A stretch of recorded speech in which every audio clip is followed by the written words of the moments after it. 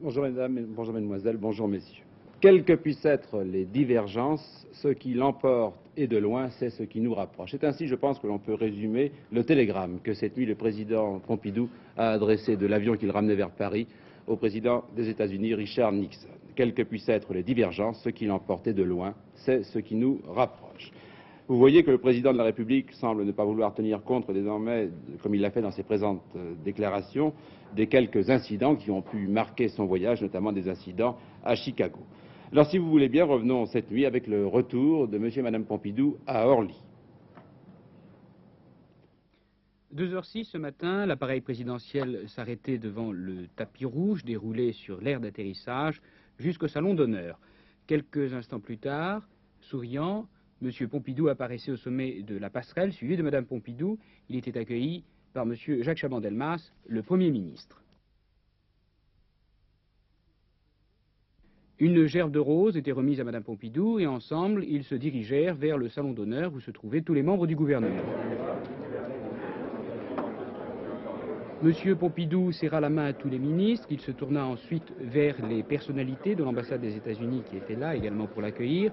À M. Robert Black, chargé d'affaires des États-Unis, le président de la République devait dire « Comme vous voyez, tout va bien ».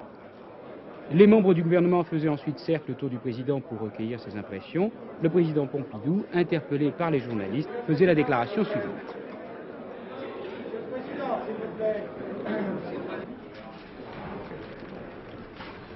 Nous voilà de retour. Et je crois que chacun comprendra que je réserve mes réflexions et mes impressions pour le Conseil des ministres qui se tiendra d'ailleurs cet après-midi. En tout cas, je voudrais simplement que tous les Français et toutes les Françaises sachent que je suis et que nous sommes au moins aussi satisfaits de la façon dont s'est terminé notre voyage que de la façon dont il avait commencé. Et je crois que ce que nous avons fait là-bas aura bien servi l'amitié américaine et d'une façon générale la cause de la paix. Le chef de l'État quittait ensuite l'aéroport d'Orly pour regagner aussitôt l'Élysée. Est-ce qu'on a donné le texte?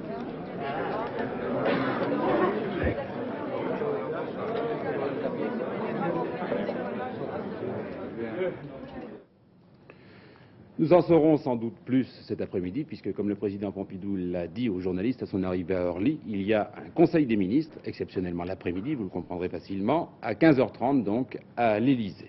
À ce Conseil des ministres, on doit aussi parler des problèmes agricoles et des problèmes du marché commun. M. Giscard d'Estaing doit faire le point sur les dernières réunions de Bruxelles. Il faut noter, et vous le saviez, les ministres de l'Agriculture étaient réunis depuis 48 heures à Bruxelles. Ils n'ont pas réussi à prendre une décision concernant les prix du sucre, des céréales et des produits laitiers. Ils n'ont pas non plus trouvé la solution idéale pour résorber les formations d'excédent de ces trois produits. Une chose dont on a beaucoup parlé hier soir sur Information Première, si vous avez vu le film Adieu Coquelicot et le débat qui a suivi. Vous savez que se tient à Lyon, depuis hier matin, le congrès de la FNSEA, la Fédération nationale des syndicats d'exploitants agricoles. Vous avez peut-être assisté hier à l'émission. Notre camarade François-Henri de Virieux, qui a présenté cette émission et qui souhaitait ce matin assister aux travaux de la seconde journée du Congrès, a été empêché par un certain nombre d'agriculteurs d'entrer dans l'enceinte du Palais des Congrès.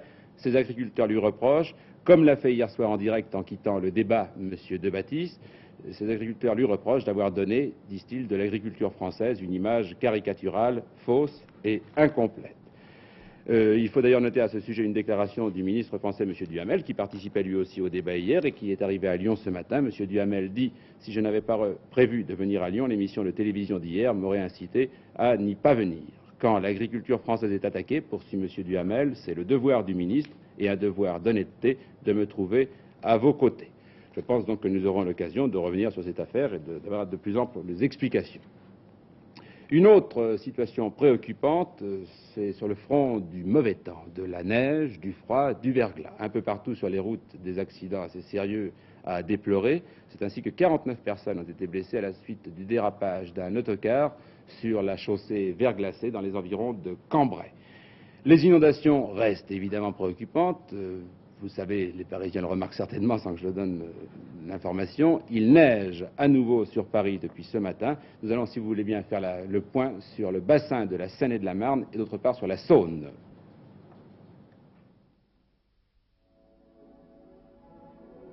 Hier à 5,48 m, aujourd'hui 5,58 m, la Seine monte, mais plus pour très longtemps. La décrue du fleuve est prévue à partir du 7 mars, mais elle sera lente. La fonte des neiges en est la cause et les gros flocons tombant sur Paris aujourd'hui ne sont pas faits pour arranger les choses. La Seine, si elle se stabilise quelque peu, devra néanmoins atteindre 5,80 m dans 48 heures. Un espoir hier à Corbeil où le fleuve a baissé de 50 cm.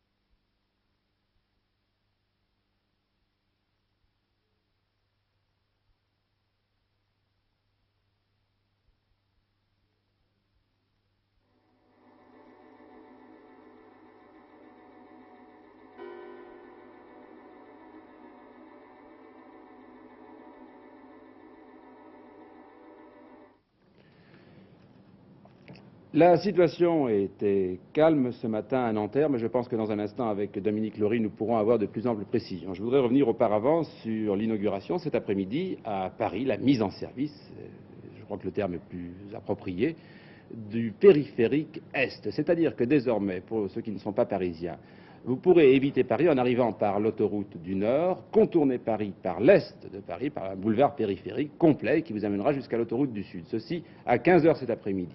Mais dès hier, on a inauguré un autre tronçon d'autoroute. Il s'agit des premiers kilomètres de la liaison autoroutière entre Nancy et Metz.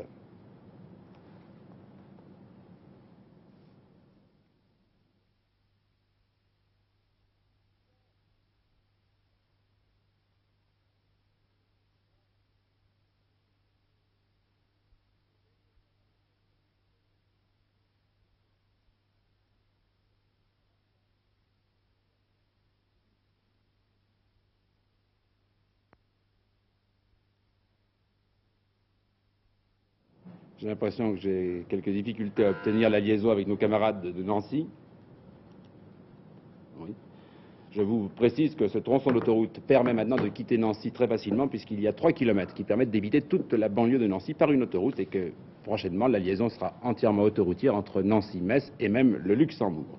Nanterre donc, la situation calme ce matin, la faculté de droit est fermée. À 11 h, il y avait très peu d'étudiants arrivés à la faculté de lettres. Tout autour du domaine universitaire stationnent toujours des cars de police et de gendarmes. Le syndicat indépendant de la police nationale vient de publier un communiqué qui proteste contre le mauvais emploi des forces de l'ordre et qui, je cite, subissent passivement et trop longuement les violences des maoïstes et autres gauchistes avant d'être autorisés à intervenir. Je pense que maintenant, sur place, Dominique Lory peut faire le point. Nanterre, hier après-midi. Violents affrontements pour la deuxième journée consécutive. Pendant plusieurs heures, policiers et étudiants, retranchés dans les locaux universitaires, se heurtent brutalement. Des grenades lacrymogènes éclatent, les étudiants bombardent à coups de pierre le débris de mobilier. À plusieurs reprises, la police charge. On compte une centaine de blessés de part et d'autre, certains grièvement atteints. Aucune interpellation n'a été effectuée.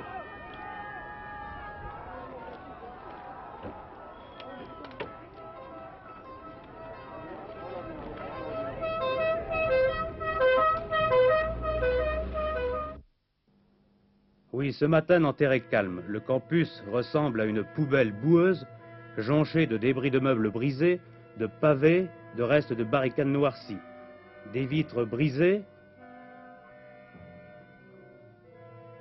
et de locaux saccagés.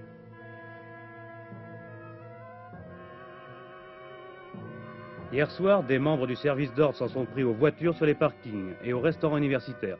Ce matin, M. Grimaud, préfet de police, était sur place. Aujourd'hui, la faculté de droit, 8000 étudiants, est fermée pour 24 heures. Celle de lettres, 15 000 étudiants, reste ouverte.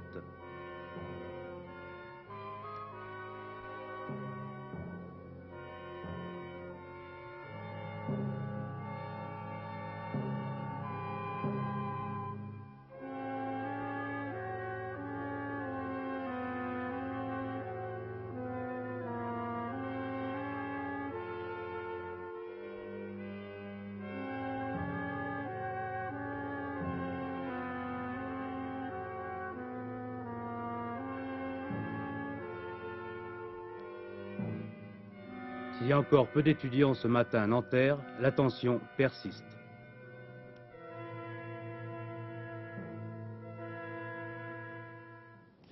Voilà donc pour l'actualité la plus brûlante ce matin. Le Conseil des ministres cet après-midi, je vous l'ai dit, le Conseil de la FNSEA qui se poursuit, le retour de M. Pompidou et puis la situation à Nanterre.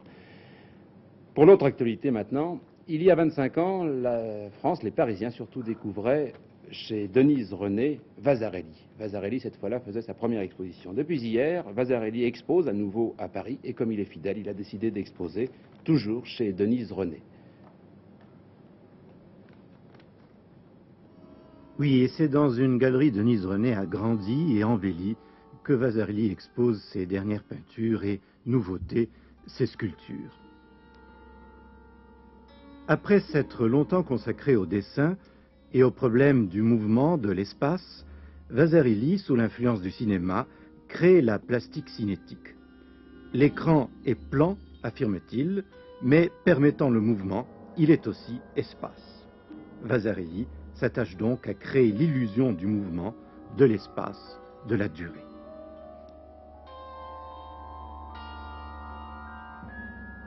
Il brise aussi les cloisons traditionnelles entre peinture et sculpture. Il récuse d'ailleurs en ce qui le concerne ce terme de sculpture et lui préfère celui d'œuvre multidimensionnelle.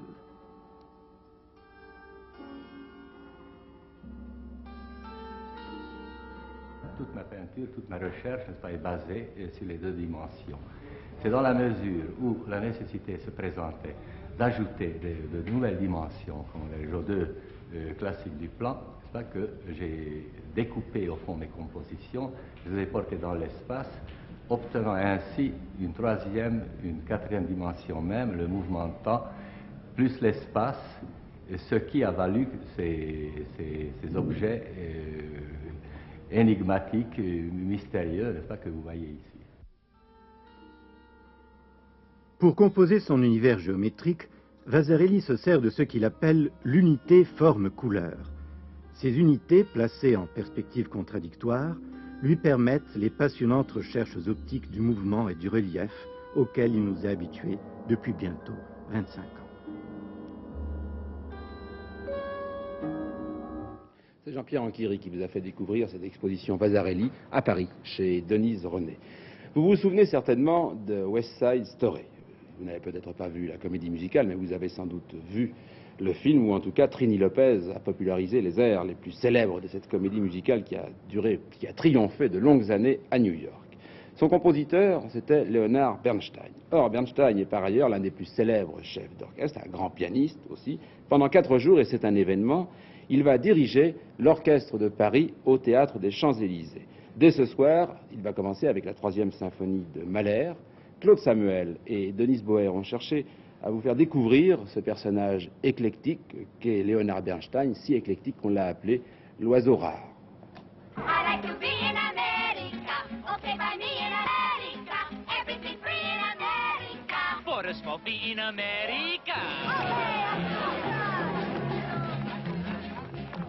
Buying on credit is so nice. One look at us and they charge twice.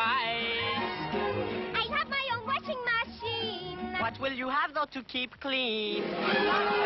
Skyscrapers bloom in America. Cadillacs zoom in America. Industry boom in America. Wealth in a room in America.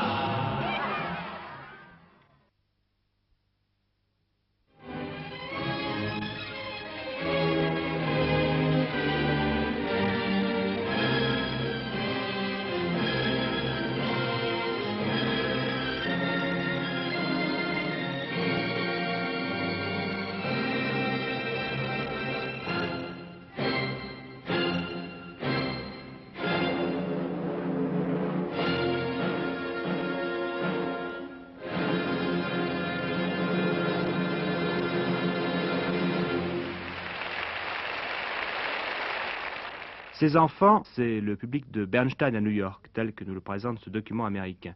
Car Bernstein, qui est en ce moment à Paris pour diriger Mahler avec l'orchestre de Paris, est un homme très occupé, il a mille et une activités. Il est compositeur, auteur de comédies musicales comme West Side Story, il est chef d'orchestre et il est aussi pédagogue. Moi, j'adore enseigner la musique parce que il y a dans moi-même peut-être un élément de professeur, quelque chose de pédagogique, didactique, mais j'ai l'urgence, comment dit-on ça, de partager avec... nécessité, disons. La nécessité de partager avec tout le monde ce que je sens, ce que je sais de la musique. Et voilà Bernstein en action. A seventh. That's hard. Marvelous. And now an octave.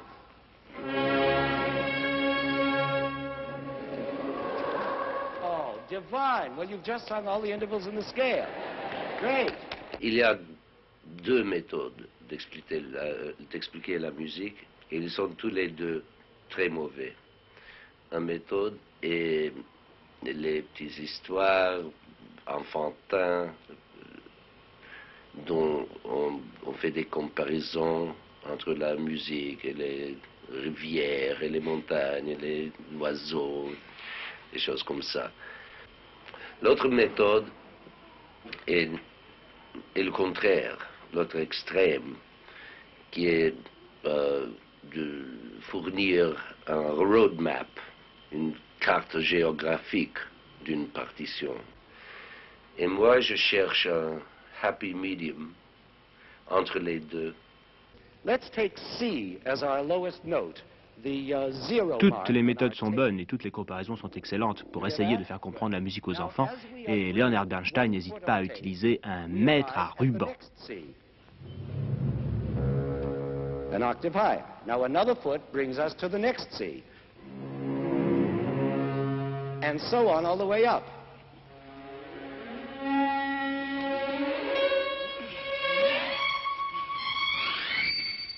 Il n'y aura jamais trop de musiciens. Peut-être trop de musiciens professionnels, mais trop de musiciens amateurs, amateurs de la musique qui font la musique chez soi, à la maison, non.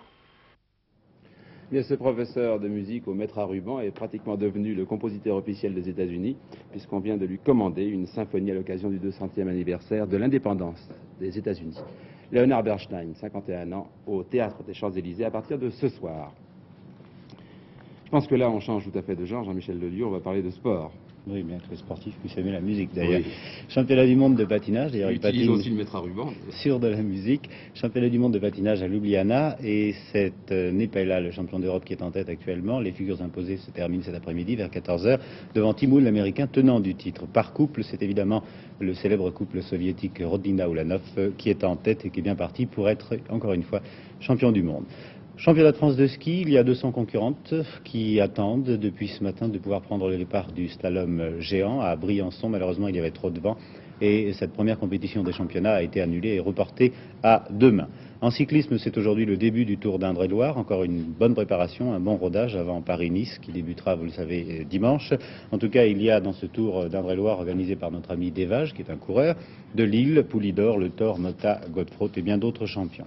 En boxe, vous allez voir maintenant Ismail Laguna, qui est à gauche, recevoir un droit de Ramos. C'était hier, championnat du monde des légers, et Laguna a battu le tenant du titre, Ramos. Il est donc de nouveau, après une interruption de 4 ans, champion du monde des poids légers. Et puis, d'autres photographies d'une rencontre qui passionnait aussi les amateurs du noblard en France, puisqu'il y a Paduano à gauche qui affrontait hier soir à Montréal le Canadien Durel. Et Paduano a battu Durel au point en 12 reprises. Paduano, qui est à gauche, je vous le rappelle, sera le prochain adversaire de Marcel Cerdan au mois de mai au Madison Square Garden de New York. En sport automobile, c'est l'américain Mario Andretti sur March, qui est la nouvelle Formule 1 un peu mystérieuse, qui a réalisé le meilleur temps aux essais de Calamy en Afrique du Sud. On apprend aussi aujourd'hui la mort accidentelle d'un ancien grand champion de ski discipline nordique. Il s'agit de René Mandrillon, âgé de 42 ans, qui est tombé du haut de son hôtel en déblayant la neige. L'une de ses filles, Muriel, fait d'ailleurs partie de l'équipe de France des espoirs de ski discipline alpine. En football, aujourd'hui, grande journée, quart de finale de la Coupe d'Europe des clubs champions. 4 rencontres, Standard de Liège contre Leeds. Leeds qui est un club anglais. Le Celtic d'Écosse rencontre la Fiorentina d'Italie. Vorwärts d'Allemagne de l'Est sont opposés à Feyenoord de Hollande. Et enfin, Galatasaray de Turquie sera opposé à Legia de Varsovie. Legia de Varsovie, c'est un club que Saint-Etienne connaît bien, vous savez pourquoi. Les matchs retour auront lieu le 18 mars. Enfin, en handball, demi-finale. On connaît maintenant les qualifiés. À Lyon, ce sera Roumanie contre Danemark. Hier, c'est payé le luxe d'éliminer la Tchécoslovaquie, tenant du titre. Et à Bordeaux, l'Allemagne de l'Est à la Yougoslavie. Mais hier soir aussi, à Ivry, les Français jouaient au handball. En poule de consolation, il est vrai, l'équipe de France, en blanc sur votre écran, était opposée donc aux Soviétiques. La France, qui a accédé à cette poule débattue en prenant le meilleur sur les Suisses, c'était dimanche dernier, n'a pas retrouvé le tonus qui lui avait permis au cours du week-end de donner une réplique honorable aux Allemands. Dominés déjà à la mi-temps, 13-17, les tricolores ne parvenaient pas, et ces images l'expliquent bien, à tromper la défense soviétique. Vous allez voir les Français tourner devant la défense soviétique sans pouvoir la pénétrer. Seul Michel Richard, auteur de 5 buts dont 2 sur penalty, est parvenu lui à percer en de trop rares occasions. Bref, une équipe de France méconnaissable qui fit illusion au cours des premières rencontres et sombra hier soir dans le médiocre. Est-ce la fatigue, est-ce le manque de résistance physique, mais surtout le manque de préparation, ou alors le moral trop bas, on ne sait trop. En tout cas, la victoire de l'Union soviétique par 25-14, 11 points d'écart, correspond à la physionomie de cette rencontre. L'équipe de France doit se reprendre ce soir face aux Japonais, toujours en poule de consolation.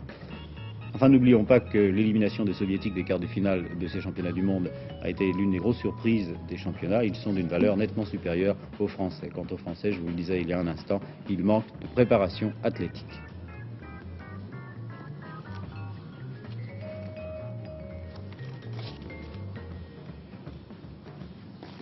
Jacqueline Alexandre, c'est le grand boom pour les arts ménagers depuis hier matin. Oui, c'était hier matin l'ouverture des arts ménagers. Nous sommes allés filmer les toutes dernières nouveautés proposées par ce 39e salon.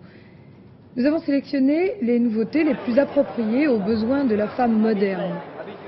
Vous allez voir tout d'abord une poussette à provision conçue pour monter et descendre des escaliers suivant le besoin. On a remarqué cette année beaucoup de couleurs, ne serait-ce que pour les casseroles, qui ont en plus une forme assez fonctionnelle. L'émail extérieur et intérieur est très solide et nous avons fait l'expérience avec du lait. On passe une éponge à l'intérieur de la casserole alors que le lait a bouilli, ce qui généralement salit énormément, et on s'aperçoit que la casserole est entièrement propre, donc plus de problème pour la vaisselle. Le balai serpillière présente un avantage énorme. Il se rince sans jamais y mettre les mains grâce à un système mécanique très astucieux. Plus de douche écossaise non plus. Le degré désiré, mais admettons 38 degrés. Vous ouvrez votre mitigeur et automatiquement vous avez instantanément les 38 degrés. Ensuite, pour passer du bain à la douche, avec les 2 doigts de la main, vous tirez sur le clapet et automatiquement vous êtes alimenté en douche. Vous avez un système réglable sur tringle. Toujours pour votre salle de bain, des meubles inaltérables et peu encombrants à un ou plusieurs tiroirs de couleur, à moins que vous ne préfériez ce bac à linge. Les 68 installateurs de cuisine débordent d'imagination cette année. Ils allient l'esthétique et la fantaisie au rationnel. Éléments de rangement en bois blanc, accessoires clairs, ce même bois en rouge avec évier et plaques de cuisson inoxydables. Ultra moderne, cette cuisine bicolore, beaucoup de carrelage coordonné avec les rangements. À moins que vous ne choisissiez un papier plastifié qui résiste aux taches de graisse, se lave comme une peinture. Il est autocollant et se pose en quelques heures.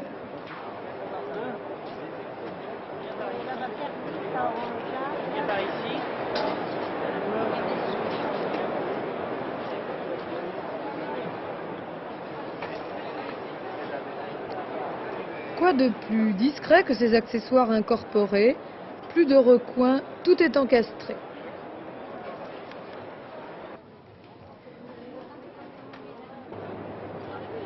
Une nouveauté qui nous vient des États-Unis, un papier isolant. Plus de jambon sec et décoloré si vous prenez la précaution de l'envelopper dans ce papier isolant. Il peut rester des semaines au réfrigérateur. Cet appareil est un réchaud de table qui marche sur cartouche, très facile à manier. Vous retirez simplement la cartouche, voyez-vous, pour la remettre, vous appuyez. Et pour l'allumage, vous traquez simplement une allumette et vous avez un réchaud de table. Enfin, la vedette de ce salon, le four auto-nettoyant. Un poulet vient de cuire, le four est propre car les graisses ont été automatiquement détruites pendant la cuisson. Voici donc ce que le 39e Salon des Arts Ménagers vous propose cette année au Palais des Expositions à la Défense. Je vous rappelle qu'il sera ouvert jusqu'au dimanche 15 mars compris. Bien, nous allons passer maintenant à un tout autre sujet puisque nous allons suivre un train stop. C'est-à-dire que les gens qui veulent monter dans le train font un signe et le train s'arrête. C'est bien commode. On n'arrive peut-être pas toujours à l'heure, mais enfin quand on n'a pas de voiture, c'est bien pratique quand même. Il était une fois dans l'Aveyron une petite ligne de chemin de fer qui avait un gros déficit.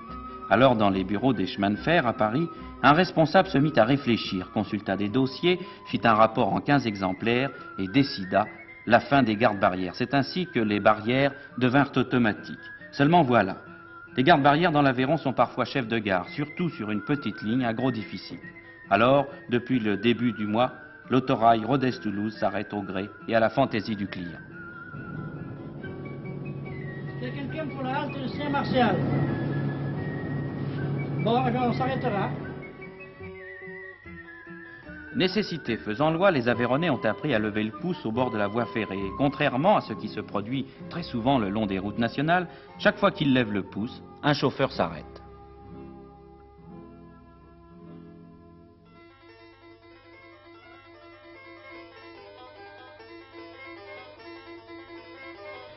Voilà donc comment, loin de là, à Paris, un monsieur dans un bureau a pu faire le bonheur de ses concitoyens en inventant l'autorail stop.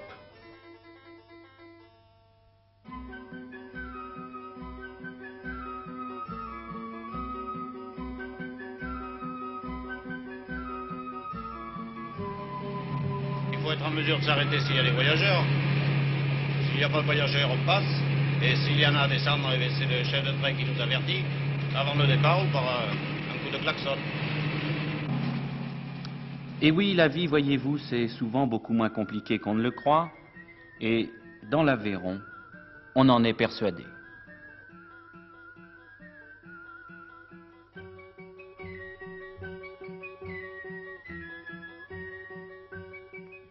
Nous allons sans tarder passer la parole à Michel Tardieu qui est à la Bourse de Paris. Bien, je suis ravi de suivre votre train, Jacqueline, et d'autant que les nouvelles de la bourse aujourd'hui sont nettement meilleures. Il y a une résistance générale de la cote et de nombreuses valeurs sont fermes. Pourtant, et notamment d'ailleurs à la construction électrique se distingue, ainsi que les banques. Pourtant, le plan de stabilisation fait sentir ses effets. Depuis le début de l'année, les immatriculations de voitures neuves ont diminué.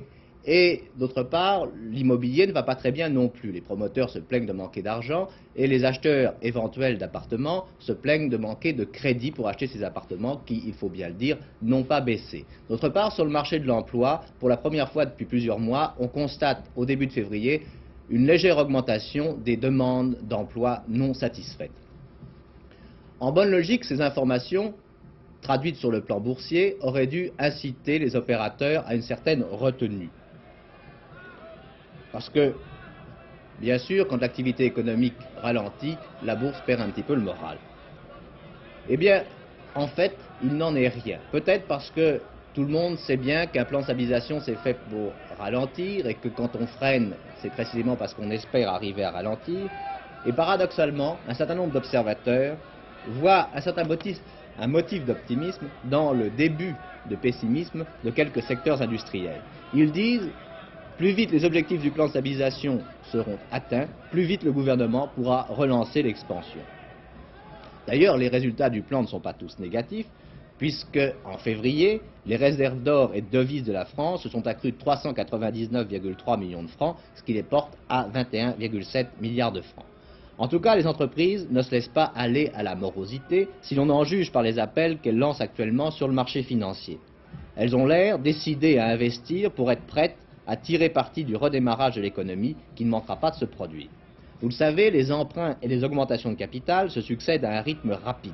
La prochaine annoncée est celle de Poquelin, qui va distribuer une gratuite pour 4, en même temps émettre une nouvelle action à souscrire en numéraire pour 4 également. On parle aussi sur le marché de l'augmentation de capital probable de la Société française des pétroles BP, qui se ferait à raison d'une action vendue 60 francs pour 2 anciennes. La multiplication des émissions risque évidemment de rendre les boursiers de plus en plus exigeants. Il faudra leur proposer de belles perspectives de gains. C'est d'ailleurs la seule façon d'élargir le nombre des épargnants qui investissent en bourse. Pour l'instant, d'après une enquête de l'IFOP, l'Institut français de l'opinion publique, réalisée pour les services économiques de Publicis, 6% seulement des ménages français possèdent des actions, ce qui correspond à environ 1 million de familles, auxquelles, bien sûr, il faudrait ajouter tous les porteurs d'obligations pour connaître le nombre des gens qui s'intéressent à la bourse. Pour augmenter cette clientèle boursière, il faudrait que la cote de la Bourse de Paris offre un plus grand nombre de sociétés multinationales. En effet, l'évolution actuelle du marché montre que les épargnants préfèrent les grandes sociétés, celles qui ont une implantation solide sur les marchés internationaux. Mais pour grandir, bien sûr, les sociétés ont besoin d'argent, et c'est une sorte de cercle vicieux dont les financiers doivent réussir à sortir. Bien sûr, le moyen le plus souvent utilisé par les sociétés françaises pour grandir, c'est la concentration.